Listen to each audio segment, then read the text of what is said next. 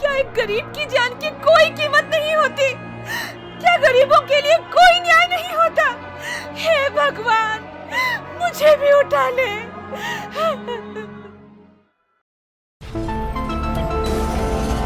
खट्टी मीठी कहानियाँ। पप्पू एक बेघर इंसान था जो अपनी पत्नी चंपा और 2 बेटों के साथ सड़क किनारे फुटपाथ पर रहता था और भीख मांगकर अपना काम चलाता था। उसका बड़ा बेटा 10 साल का था और छोटा वाला अभी 2 साल का हुआ था। गर्मियाँ तो जैसे तैसे कट गईं, पर अब सर्दी आ चुकी थी। ये देखो, मुन्ना कितना रो रहा है, इसे दूध चाहिए। अभी कुछ पैसे मिल जाए तो दूध ले आऊंगा। और सर्दी भी तो आ गई है, हमारे पास ओढ़ने के लिए कुछ भी नहीं है। हम लोग तो जैसे तैसे झेल लेंगे, पर ऐसा ही रहा तो मुन्ना ठंड से मर जाएगा। नहीं नहीं, ऐसा ना बोलो, भगवान हमारी मदद करेगा। ऐसा कुछ नहीं होगा। कि तभी रेड लाइट हो जाती है और गाड़ियां रुकने लगती हैं। पप्पू, बंटी और गोद में मुन्ना को लिए चंपा गाड़ियों के पास भीख मांगने पहुंचते हैं। भगवान के नाम पर दे दो भैया। बच्चा बहुत भूखा है, दूध के लिए पैसे दे दो भैया, भगवान तुम्हारा भला करेगा। भैया, तुम्हारी जोड़ी सलामत रहेगी, कुछ पैसे दे दो। उन लोगों को कुछ पैसे मिल जाते हैं और वो लोग सबसे पहले मुन्ना को दूध पिलाते हैं और फिर अपना भी पेट भरते हैं। लेकिन जब रात होती है तो उनकी मुसीबत और बढ़ जाती है। पापा, आज तो बहुत ठंडी हवा चल रही है। हाँ बेटा, क्या कर सकते हैं? इस बार तो कोई कंबल बांटने भी नहीं आया। क्या होगा हमारा? मुझे तो सबसे ज्यादा मुन्ने की चिंता हो रही है। मुन्ना की चिंता तो मुझे भी हो रही है, पर तुम चिंता ना करो, मैं देखता हूँ शायद कहीं कोई कंबल मिल जाए।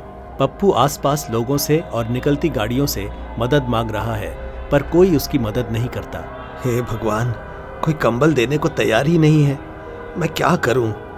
आज रात तो ऐसे ही काटनी पड़ेगी। पप्पू उदास होकर चंपा के पास वापस आता है और चंपा उसको देखकर समझ जाती है कि कोई इंतजाम नहीं हुआ। फिर वो लोग लेट जाते हैं। ठंडी हवा से वो लोग कांप रहे थे, पर उनके पास कोई चारा भी नहीं था। तभी अचानक एक कार बहुत स्पीड से उनकी तरफ आती है और फुटपाथ पर चढ़ जाती है, जिससे पप्पू और चंपा की आंख खुल जाती है। बेटा जल्दी उठ, कार आ रही है, भाग यहाँ से। तुम लोग आगे बढ़ो, मैं मुन्ना को उठाती हूँ। चंपा मुन्ना को लेकर भागती है, पर मुन्ना उसके हाथ से छूट जाता है और कार उस पर चढ़ जाती है। गाड़ी के नीचे आने से मुन्ना की मौके पर ही मौत हो जाती है। पप्पू फौरन कार का नंबर देखता है, पर वो ये नहीं देख पाता कि गाड़ी के अंदर कौन है और गाड़ी वाला गाड़ी लेकर भाग जाता है। हाय मेरा बच्चा, मेरा मुन्ना, उठ जा मेरे बच्चे, उठ जा। चलो चलो, जल्दी पास के अस्पताल चलते हैं। वो लोग अस्पताल जाते हैं, पर मुन्ना तो पहले ही मर चुका था। उन तीनों को बहुत गुस्सा आता है और वो फौरन पुलिस स्टेशन जाते हैं। इंस्पेक्टर साहब, एक कार वाला मेरे बच्चे को मार कर चला गया। तुमने उसका नंबर नोट किया? जी ये लीजिए। ठीक है, तुम लोग जाओ, हम उसे पकड़ते हैं। इस केस में एक बहुत बड़े बिजनेसमैन मोहित को गिरफ्तार किया जाता है। हमें न्याय तो मिलेगा ना? मिलना तो चाहिए, पर मुझे डर लग रहा है, क्योंकि जिस आदमी ने हमारे बच्चे पर गाड़ी चढ़ाई वो बहुत अमीर है और अमीर लोग रिश्वत देकर बच जाते हैं।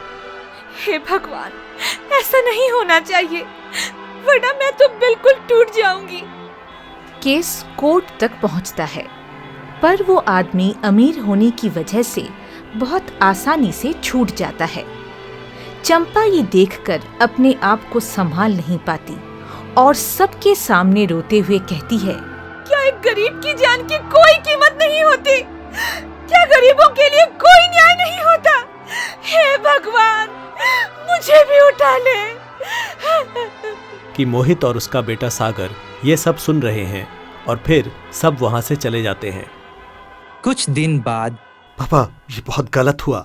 गलत तो हुआ, पर और कर भी क्या सकते हैं। मैं तुझे जेल जाते नहीं देख सकता, और मैं खुद चला जाऊंगा तो हमारा बिजनेस खत्म हो जाएगा। उन बेचारों को तो ये भी नहीं पता कि उस रात वो एक्सीडेंट करने वाला मैं था, आप नहीं। हाँ, क्योंकि तेरा करियर अभी शुरू हुआ है। मैं तेरे दामन पर कोई दाग नहीं लगने दे सकता। पर पापा, दाग तो लग गया मेरे दिल पर। मैं उस रात शराब पीकर गाड़ी चला रहा था। आपने मुझे बहुत बार मना किया, पर मैं नहीं माना, और उस वजह से ये सब हो गया। अब हो गया तो हो गया, जाने दे। कैसे जाने दूं? मुझे बहुत गिल्टी फील हो रहा है, मेरा दिल दुख रहा है। मुझे तो पता भी नहीं था कि लोग इतनी ठंड में फुटपाथ पर सोते हैं। अरे तू लंदन में पढ़ा लिखा है, अभी कुछ ही दिन पहले तो आया है। तुझे कैसे पता होगा कि यहाँ क्या होता है? तू एक काम कर, वहां जा और कंबल बांट दे। ठंड का मौसम है, उनको जरूरत होगी, और तुझे भी अच्छा लगेगा। हाँ ठीक है, अभी जाता हूं। गलती मेरी है, मैं इसका प्रायश्चित जरूर करूंगा। सागर को अपने किए पर बहुत पछतावा हो रहा था, इसलिए वो उस रोड पर जाता है और लोगों को कंबल बांटता है। कंबल बांटकर वो वहीं रुक जाता है और लोगों को नोटिस करने लगता है। वो देखता है कि कैसे लोग ठंड से ठिठुर रहे हैं, बच्चे भूख से रो रहे हैं और लोग कूड़े को जलाकर हाथ सेंक रहे हैं। वो छुपकर पप्पू और चंपा की बात भी सुनता है।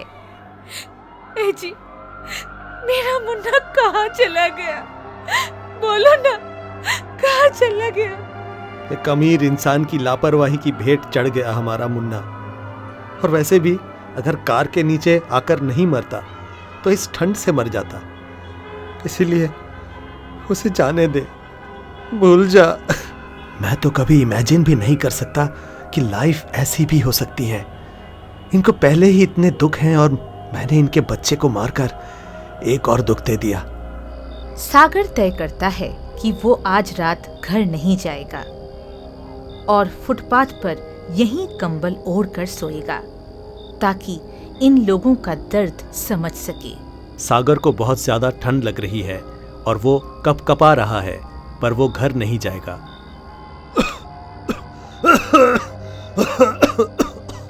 ओह गॉड, मुझे तो बहुत तेज बुखार हो गया है। मुझे फौरन डॉक्टर के पास जाना चाहिए। वो बहुत ज्यादा बीमार हो जाता है, पर वो एक अच्छे डॉक्टर को दिखाकर ठीक हो जाता है। लेकिन ठीक होने पर वो सोचता है कि मैं तो अमीर हूँ, तो मैंने अपना इलाज करा लिया, पर ये लोग तो वो भी नहीं कर सकते। तब वो जाकर अपने पापा से कहता है, पापा, मैं इन लोगों के लिए कुछ करना चाहता हूँ। प्लीज मुझे करने दीजिए, वरना मुझे सुकून नहीं मिलेगा। तुम्हें जिससे शांति मिले तुम वो करो। सागर अपनी एक जमीन पर छोटे छोटे घर बनवाता है और लोगों को जाकर इन घरों के बारे में बताता है। आप लोग फुटपाथ छोड़कर अब उन घरों में रहिएगा। तो तू ही उस आदमी का बेटा है ना, जिसने मेरे बच्चे को मारा था? चला जा यहाँ से, चला जा। मैं आज आपको एक बात बताना चाहता हूँ। आपके बेटे पर गाड़ी मेरे पिता ने नहीं, मैंने चढ़ाई थी, क्योंकि मैंने शराब पी रखी थी और मेरे पिता ने मुझे बचाने के लिए उसका नाम अपने सर ले लिया था। जैसे आप अपने बच्चों से प्यार करते हैं, वैसे ही वो मुझसे प्यार करते हैं, इसलिए उन्होंने ऐसा किया। पर उस हादसे के बाद मैं पूरी तरह बदल गया हूं। मैं उस दिन से पछतावे से रोज मर रहा हूं। मुझे माफ कर दीजिए। मैं आपका बच्चा तो वापस नहीं ला सकता, लेकिन आपकी जिंदगी थोड़ी बेहतर बना सकता हूं। ये सुनकर चंपा को और गुस्सा आ जाता है, तो लोग उसे बड़ी मुश्किल से शांत करवाते हैं और समझाते हैं कि सागर ने गलती तो जरूर की है, पर अब उसे अपने किए पर बहुत पछतावा है, और अगर तुम लोग उसे माफ नहीं करोगे तो तुम्हें भी दुख होता ही रहेगा। अब वो कुछ सही करना चाहता है तो उसे जरूर करने देना चाहिए। हाँ, शायद आप लोगों की बात ठीक ही है। किस्मत को कौन टाल सकता है? मुन्ना को शायद जाना ही था। हाँ चंपा, बस करो। रो मत, चुप हो जाओ। इसके बाद सागर उन लोगों को उन घरों में शिफ्ट करा देता है और सबको छोटे मोटे काम भी दिलवाता है जिससे उनका गुजारा हो सके। इस कहानी से हमें ये सीख मिलती है कि हमें अपने और दूसरों के जीवन की कद्र करनी चाहिए, नहीं तो एक हादसा हमें पूरी तरह तोड़ सकता है।